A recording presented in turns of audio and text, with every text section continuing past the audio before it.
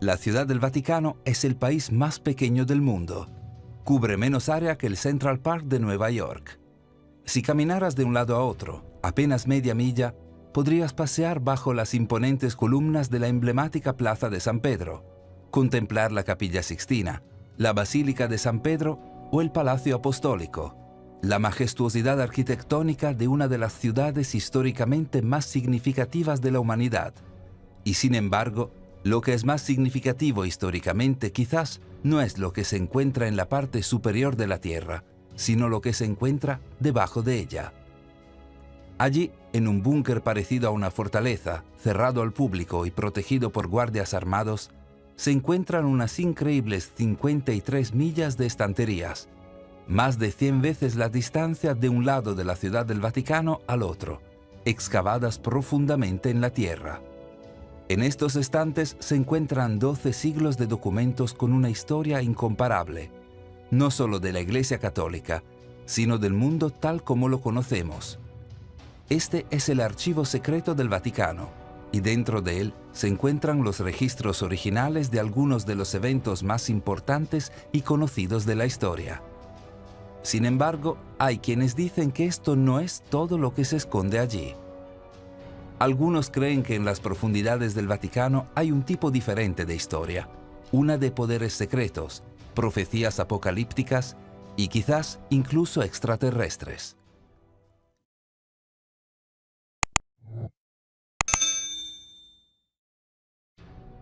En el siglo I, la Iglesia Católica ya conservaba registros de sus operaciones. Estos registros fueron confiados al cuidado y propiedad de los primeros papas, que viajaban con ellos donde quiera que fueran y se pasaban a sus sucesores cuando morían. A medida que la religión y su influencia se extendieron, el tamaño cada vez mayor de los registros hizo que esto fuera insostenible, y la Iglesia comenzó a almacenarlos en la residencia oficial del Papa. En el siglo XI, los archivos se conservaban en al menos 3 lugares diferentes: la Basílica de San Pedro en la Ciudad del Vaticano, así como el Letrán y el Palacio Palatino cercano en Roma. Por supuesto, la Edad Media fue una época de conflicto constante en toda Europa, y en más de una ocasión, los lugares que albergaban estos registros del Vaticano fueron saqueados, lo que provocó la pérdida de gran parte de los archivos. En 1404, el propio Vaticano fue saqueado, y el Papa Inocencio VII se vio obligado a huir de la ciudad mientras los documentos oficiales del Vaticano de más de 1000 años de historia eran arrojados a las calles como basura. Reconociendo que lo que quedaba era de suma importancia para la Iglesia, sin mencionar la historia humana, el Vaticano comenzó a construir planes para mantener todos sus registros en una ubicación central segura. Finalmente, en 1612, el Papa Pablo V ordenó que todos los registros de la Iglesia se recopilaran y almacenaran en el lugar más seguro posible directamente debajo del Vaticano. Esto se conoció oficialmente como el Archivum Secretum Apostolicum Vaticanum, el Archivo Secreto del Vaticano, y debajo de la Ciudad del Vaticano ha estado desde entonces. Durante muchos siglos, las maquinaciones de la Iglesia Católica han dado forma a la cultura y la política del mundo. Lo que esto significa es que dentro del archivo secreto del Vaticano se encuentran los registros originales de algunos de los momentos fundamentales de la historia. En efecto, no solo la historia de la Iglesia, sino de la humanidad misma. Por ejemplo, los archivos contienen la copia oficial del decreto papal que dividió el Nuevo Mundo en 1493, después de que supuestamente fue descubierto por Cristóbal Colón. Y por cierto, tenemos un vídeo completo que muestra mucha evidencia de que las antiguas civilizaciones africanas descubrieron América mucho antes que Colón o los escandinavos. Puedes hacer clic en la esquina superior derecha para verlo. El Intercetera, como se tituló, le dio a España el control de todo, a 100 leguas de las Azores y Cabo Verde, y Portugal el resto. Existe la copia original del infame Decet Romanum Pontificem, el documento que excomulgó a Martín Lutero en 1521.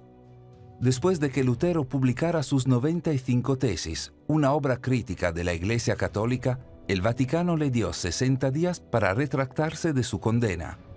Lutero quemó públicamente su copia de la advertencia y posteriormente fue expulsado de la Iglesia, lo que provocó la Reforma Protestante.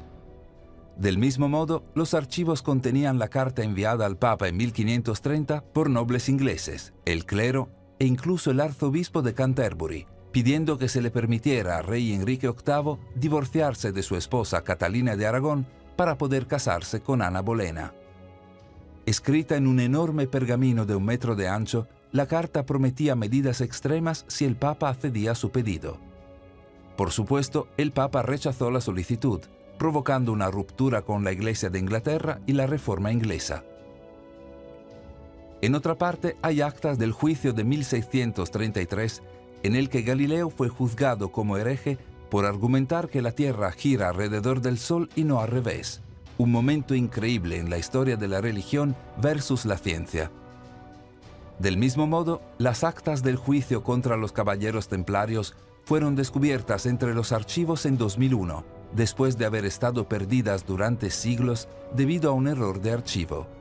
A principios del siglo XIV y en la cúspide de su prodigioso poder, los caballeros templarios habían sido acusados de herejía y comportamiento blasfemo durante las cruzadas. Muchos fueron severamente castigados, incluso quemados vivos.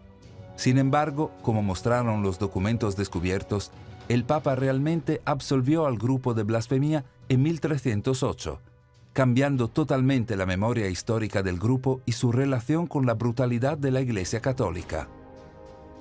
Hay quienes creen que el juicio de los caballeros templarios no es lo único en el archivo secreto del Vaticano que ha sido extraviado, quizás incluso escondido intencionalmente. Algunos sugieren que en algún lugar de los archivos se encuentra la copia original de una correspondencia entre San Pablo y el emperador romano Nerón del siglo I, que confirma o rechaza la existencia de Jesucristo. Particularmente, si esta correspondencia confirma la existencia de Jesús, ¿por qué mantener el secreto?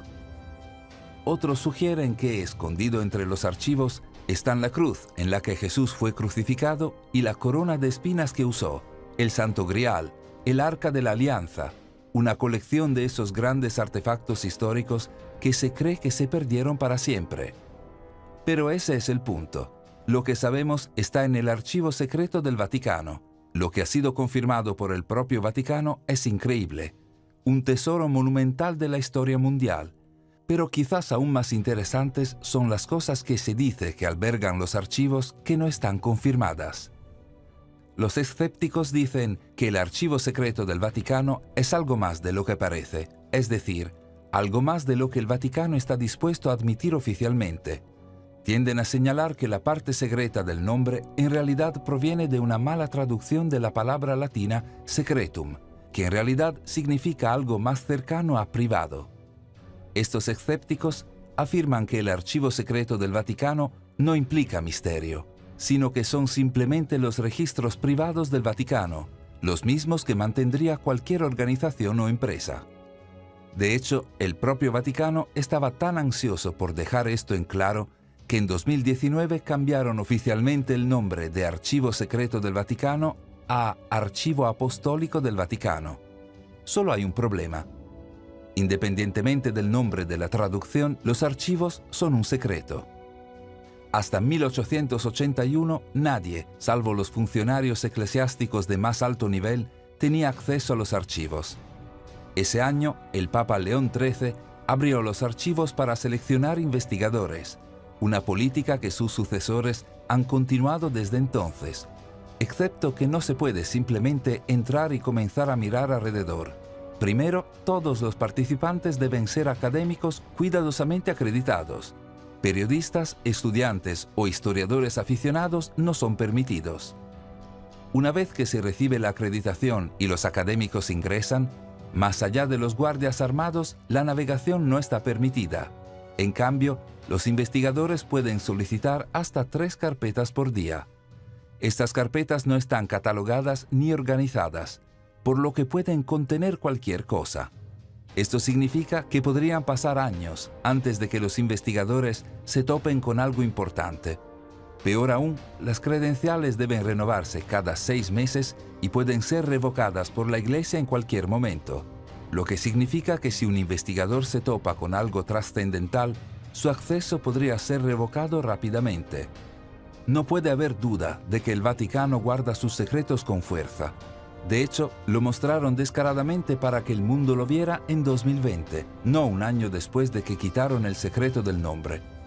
Después de una presión considerable de grupos judíos y de derechos humanos, el Vaticano acordó publicar documentos relacionados con el reinado de Papa Pío XII durante la Segunda Guerra Mundial. Muchos habían criticado al Papa Pío por no hablar en contra de la campaña racial de Mussolini y luego por no condenar el Holocausto en su conjunto, y quizás incluso por colaborar activamente con los nazis. La pregunta en la mente de todos era, mientras los nazis acorralaban a los judíos de Roma, ¿qué decía el Papa entre bastidores? Afirmando que la Iglesia no le teme a la historia, el Vaticano publicó un puñado de documentos relacionados con el Papa Pío. Desafortunadamente, estaba lejos de la colección completa que habían prometido. Lo que publicaron se parecía más a una campaña de imagen pública que a un intento de traer a la luz la historia, lo que generó críticas duras y en última instancia ignoradas. Y eso es todo. Cuando se trata de sus archivos, el Vaticano guarda sus secretos de cerca, sin importar la presión pública o lo que estos secretos puedan significar para el mundo. Por supuesto, esto plantea la pregunta, ¿qué otros secretos podrían estar escondiendo? En 1750, los arqueólogos descubrieron un libro misterioso en lo profundo de la tumba de Salomón en Jerusalén. Estaba inscrito con el año 1522. Aunque quienes lo examinaron creyeron que era una copia de una fuente más antigua, tal vez del 1200, tal vez incluso de una fuente oral mucho más antigua que eso. Pero lo que realmente sorprendió a quienes lo vieron no fue la fecha del libro, sino su contenido. Escritas en las páginas del interior había instrucciones sobre cómo hacer talismanes y amuletos mágicos, cómo lanzar hechizos mágicos y convocar demonios. Lo más dramático es que el libro describe cómo convocar al diablo mediante la construcción de un círculo mágico y la realización de un ritual que implica el sacrificio de un bebé cordero, en cuyo punto uno podría hacer un trato con el diablo. Curiosamente, el autor del libro era supuestamente Honorio de los Ladrones, una figura apócrifa que se decía que había sido poseída por el diablo. El misterioso libro fue llamado el Gran Grimorio. En el siglo XVIII, grimorios, una palabra para libro de texto de lo oculto, ganó popularidad en Francia. En consecuencia, las copias del Gran Grimorio, que se dice que es el más poderoso de todos los grimorios, comenzaron a extenderse por todo el país y por todo el mundo hasta las colonias francesas. Allí, el Gran Grimorio se llamó Le Dragon Rouge, el dragón rojo, recordando las palabras bíblicas de Revelación, capítulo 12. Y he aquí un gran dragón rojo, que tiene 7 cabezas y 10 cuernos, y 7 diademas sobre sus cabezas. Y su cola arrastró la tercera parte de las estrellas del cielo y las arrojó a la tierra. Sin embargo, a pesar del supuesto poder del Gran Grimorio y las mini copias esparcidas por todo el mundo, ninguno informó haber convocado al diablo, y la popularidad del libro se desvaneció en la memoria. Quizás entonces la conclusión es que el Gran Grimorio no era más que un engaño. Algunos ofrecen una explicación diferente. Dicen que el Gran Grimorio no es un engaño, sino que la copia comercializada esparcida por el mundo representa una versión editada de la obra, su verdadero poder censurado, y que en algún lugar permanece inalterada la copia original. Excepto que no está en algún lugar, sabemos dónde está la copia original del Gran Grimorio. Así es, según el Vaticano, está almacenado en sus archivos secretos. ¿Podría el Vaticano realmente tener acceso a un libro de hechizos mágicos o incluso la capacidad de conjurar al diablo? Y si es así, ¿qué otros poderes podrían tener?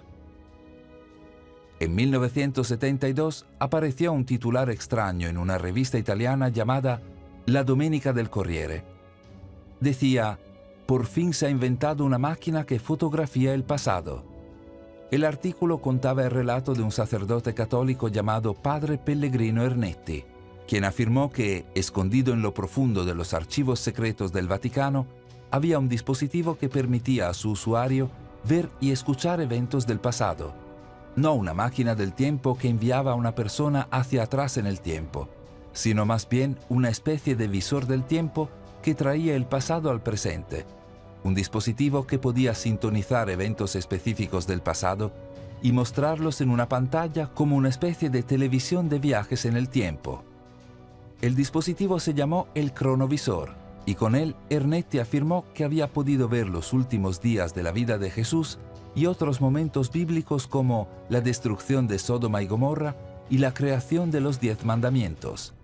Lo más sorprendente es que el artículo incluía una fotografía del rostro de Jesús en el momento de la crucifixión, que supuestamente Ernetti había tomado usando el dispositivo, prueba que parecía de la existencia y función del cronovisor. Durante un tiempo, el artículo causó revuelo en las comunidades religiosas y científicas antes de desvanecerse de la memoria, nunca confirmado, pero igualmente nunca refutado.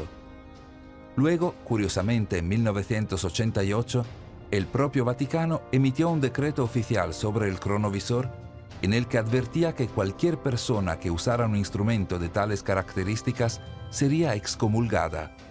¿Por qué, en lugar de negar la existencia del cronovisor, el Vaticano instruiría a sus seguidores para que no lo usaran? ¿Podría ser porque el Vaticano en realidad tenía el dispositivo cronovisor escondido en lo profundo de sus archivos secretos? Pero si no es una ventana al pasado, quizás lo que se esconde en el archivo secreto del Vaticano sea una mirada al futuro. El 13 de mayo de 1981, el Papa Juan Pablo II recibió 4 disparos en un intento de asesinato por un hombre armado en la plaza de San Pedro en el corazón de la ciudad del Vaticano. El Papa resultó gravemente herido y sufrió una grave pérdida de sangre cuando lo llevaron de urgencia al hospital. Sin embargo, de alguna manera milagrosamente sobrevivió. Mientras se recuperaba, comenzó a atribuir su supervivencia a Nuestra Señora de Fátima, el título católico de la Virgen María, declarando públicamente: una mano apretó el gatillo y la otra mano guió la bala. Una vez que se recuperó, incluso viajó a la ciudad de Fátima para colocar la bala que le había atravesado el pecho en la corona de una imagen de la Virgen María, agradeciéndole su protección. ¿Por qué él haría eso? La respuesta está en algo que sucedió 64 años antes del día del intento de asesinato. El 13 de mayo de 1917, 3 niños en la ciudad de Fátima, Portugal, recibieron la primera de numerosas visiones compartidas en las que supuestamente fueron visitados por la Virgen María. Según los niños, la Virgen María les reveló 3 secretos. Estos se conocieron como los 3 secretos de Fátima. En ese momento, el mundo fuera de Fátima, envuelto en la Primera Guerra Mundial, prestó poca atención a los niños portugueses y su historia, y de hecho, los supuestos 3 secretos podrían haberse olvidado por completo, si no fuera por un obispo local. Recordando la historia en 1941, el obispo consiguió que el último de los niños que aún estaban vivos en ese momento, y una monja llamada Sor Lucía, escribiera los secretos en un documento oficial. Según sus palabras, el primer secreto había revelado a los niños el sufrimiento de las almas de los condenados. Nuestra Señora nos mostró un gran mar de fuego que parecía estar debajo de la tierra. Sumergidos en este fuego estaban los demonios y las almas en forma humana, como brasas ardientes transparentes, todas de bronce ennegrecido o bruñido, flotando en la conflagración, ahora arrasadas en el aire por las llamas que brotaban de su interior junto con grandes nubes de humo, ahora retrocediendo por todos lados como chispas y un enorme fuego, sin peso ni equilibrio, y entre gritos y gemidos de dolor y desesperación, que nos horrorizaban y nos hacían temblar de miedo. El segundo secreto parecía aún más profético. Predijo el final de la Primera Guerra Mundial, todavía en curso en 1917, pero el comienzo de una guerra aún peor poco después. Como escribió Sor Lucía, la guerra va a terminar, pero si la gente no deja de ofender a Dios, estallará una peor durante el pontificado del Papa Pío XI. cuando veas una noche iluminada por una luz desconocida, debes saber que esta es la gran señal que te ha dado Dios de que está a punto de castigar al mundo por sus crímenes, mediante la guerra, el hambre y las persecuciones de la Iglesia y del Santo Padre. Los buenos serán martirizados, el Santo Padre tendrá mucho que sufrir, varias naciones serán aniquiladas. En medio de la Segunda Guerra Mundial, cuando esto se reveló en 1941, el secreto parecía particularmente conmovedor, y los 3 secretos de Fátima comenzaron a lograr un reconocimiento generalizado. Pero, ¿cuál fue el tercer secreto? Todos se preguntaban. Crípticamente, Sor Lucía no quiso revelar el tercer secreto, proclamando que no había sido autorizada por Dios para compartirlo. ¿Por qué no le importaría a Dios que los 2 primeros fueran compartidos, pero estar en contra del tercero? 2 años más tarde, enferma de influenza, el obispo le ordenó a Sor Lucía que escribiera el tercer secreto, una exigencia a la que ella cedió, en caso de que ella muriera y el secreto se perdiera para siempre. El secreto llegó al Vaticano y a sus archivos sellados dentro de un sobre, con las vagas instrucciones de no abrirlo hasta 1960, cuando sería más claro. Sin embargo, cuando llegó el momento en 1960, el Vaticano emitió una declaración oficial en la que anunciaba que era muy probable que el secreto permaneciera para siempre bajo un sello absoluto. Esto llevó a mucha especulación. ¿Qué podría revelar el secreto que sería tan dramático como para necesitar ser suprimido para siempre? Como era el apogeo de la Guerra Fría, el New York Times incluso especuló que el tercer secreto podría predecir la aniquilación nuclear mundial. Finalmente, en 2000, el Vaticano dio un paso al frente y dio a conocer lo que dijeron era el texto del tercer secreto. Hablaba de un obispo vestido de blanco, asesinado por un grupo de soldados que le disparaban balas y flechas, y como, de la misma manera, murieron uno tras otros los demás obispos, sacerdotes, religiosos y religiosas, y laicos diversos de diferentes rangos y cargos. Estas palabras, afirmó el Vaticano, deben interpretarse como un lenguaje simbólico, que se refiere al intento de asesinato del Papa Juan Pablo II en 1981, el obispo vestido de blanco del que hablaba el secreto. Parecía que las piezas del rompecabezas finalmente, más de 80 años después, se habían ensamblado.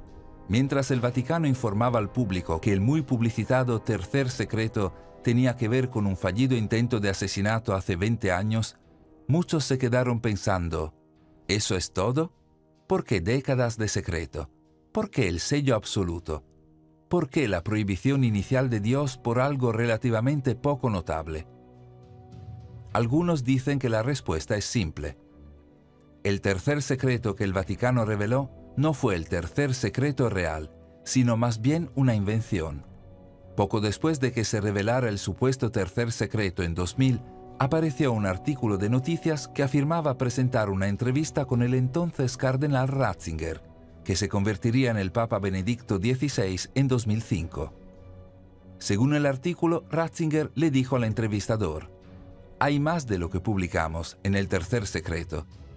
Curiosamente, después de convertirse en el primer papa desde la década de 1400 en renunciar a su cargo mientras aún estaba vivo en 2013, Benedicto respondió al artículo en 2016 llamándolo absolutamente falso y afirmando que la publicación del tercer secreto de Fátima está completa. Curiosamente, esta fue la primera y hasta ese momento la única declaración oficial que Benedicto XVI había hecho como Papa emérito. ¿Por qué comentar un artículo que tiene casi 2 décadas y no una multitud de otras cosas que enfrenta el mundo? Hasta el día de hoy hay muchos que creen que hay más en el tercer secreto de lo que el Vaticano ha publicado, incluidos aquellos dentro del Vaticano mismo. De hecho, el mismo Benedicto proclamó en un discurso de 2010 en Fátima que sería un error pensar que la misión profética de Fátima está completa. Luego, en 2020, el arzobispo Carlo María Viganò concedió una entrevista en la que afirmó que el tercer secreto que el Vaticano dio a conocer no solo estaba claramente incompleto, sino que el Vaticano estaba involucrado en una operación de encubrimiento del verdadero contenido del secreto. Si hay un encubrimiento, entonces, ¿un encubrimiento de qué? Es interesante notar que allá por 1980, casi un año antes del atentado contra su vida, el Papa Juan Pablo II pronunció un discurso en Alemania en el que dijo sobre el tercer secreto: si hay un mensaje en el que se dice que los océanos inundarán secciones enteras de la Tierra, que de un momento a otro perecerán millones de personas, ya no tiene sentido querer realmente publicar este mensaje secreto. Es peligroso querer satisfacer la curiosidad solo si uno está convencido de que no podemos hacer nada contra una catástrofe que ha sido predicha. 4 años más tarde, después de que el Papa fuera baleado y recuperado hace mucho tiempo, apareció un artículo en la revista Jesús en el que el entonces cardenal Ratzinger concedió una entrevista afirmando que había leído el tercer secreto y que se relacionaba con peligros que amenazan la vida del mundo. Aún más alarmante, el artículo afirmaba que Ratzinger había confirmado que el tercer secreto era esencialmente el mismo que otra profecía que había sido revelada en 1973 en Akita, Japón. Allí, la Virgen María supuestamente se apareció a una monja y le entregó un mensaje sorprendente. El Padre infligirá un terrible castigo a toda la humanidad. Será un castigo mayor que el diluvio, como nunca antes se habrá visto. Caerá fuego del cielo y arrasará con gran parte de la humanidad, tanto buenos como malos, sin perdonar ni a sacerdotes ni a fieles. ¿Podría ser que el tercer secreto de Fátima no trataba en absoluto del asesinato de un papa, sino de la aniquilación del mundo? ¿Predice algún tipo de apocalipsis global? ¿Y podría el Vaticano estar reprimiendo ese secreto incluso hasta el día de hoy para evitar un pánico global? Las cuestiones filosóficas son pesadas. ¿Te gustaría saber la fecha de tu propia muerte? ¿Qué harías si fuera tu último día en la tierra? Más simplemente, si todos vamos a morir, ¿no debería decírnoslo el Vaticano? Además, si ni siquiera nos contarían sobre el fin del mundo, ¿qué más podrían no estar diciéndonos? En 1988, surgieron informes de noticias que alegaban que se habían encontrado alargados de aspecto claramente extraterrestre durante una restauración de la Biblioteca del Vaticano. Se especuló desenfrenadamente y muchos sugirieron que los archivos secretos del Vaticano deben estar ocultando evidencia de extraterrestres. Quizás un matrimonio entre el Vaticano y extraterrestres está demasiado lejos, demasiado conveniente para contemplarlo, excepto que el Vaticano en sí no tiene vínculo con extraterrestres. Considera las palabras del cardenal Corrado Balducci, un alto funcionario del Vaticano desde la década de 1960 y amigo cercano de muchos papas, que en 1998 instruyó a sus seguidores a recordar un párrafo del Nuevo Testamento donde el Santo Pablo se refiere a Cristo como Rey del universo y no solo como Rey del mundo. Eso significa que todos los seres del universo, incluidos los extraterrestres, son reconciliables con Dios. ¿Qué podrían saber Balducci y el Vaticano sobre el universo que nosotros no sepamos? En 2009, el Vaticano celebró su primera conferencia internacional de astrobiología que reunió a los mejores científicos de todo el mundo y astrónomos del Vaticano para discutir la vida extraterrestre. Como afirmó el legendario astronauta estadounidense Gordon Cooper, una de las 7 personas originales enviadas al espacio por Estados Unidos, ¿quieres saber sobre los ovnis y los hombrecitos verdes? Contacta con el Vaticano. De hecho, incluso el Papa actual, el Papa Francisco, ha declarado públicamente que estaría dispuesto a bautizar a los extraterrestres, preguntando retóricamente, ¿quiénes somos nosotros para cerrar las puertas? Lejos de cerrar puertas, el Vaticano busca libremente abrirlas. En Tucson, Arizona, el Vaticano trabaja con gobiernos mundiales y asociaciones astrológicas para rastrear el espacio profundo en busca de signos de vida extraterrestre, utilizando algunos de los telescopios más poderosos de la Tierra en el Observatorio Internacional Mount Graham.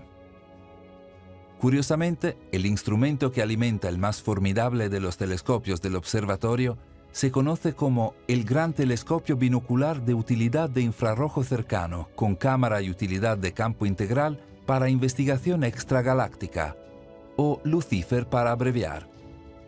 Sí, el Vaticano está buscando extraterrestres usando un telescopio que lleva el nombre del diablo. Entonces, ¿qué sabe el Vaticano sobre los extraterrestres que nosotros no? ¿Sobre el diablo, sobre el pasado y el futuro? Sea lo que sea, lo más seguro es que esté guardado en lo más profundo de sus archivos secretos inexpugnables. Gracias por mirar. Si disfrutaste del vídeo, haz clic en el botón me gusta. Y si eres nuevo, haz clic en suscribirse y la campana para recibir notificaciones futuras.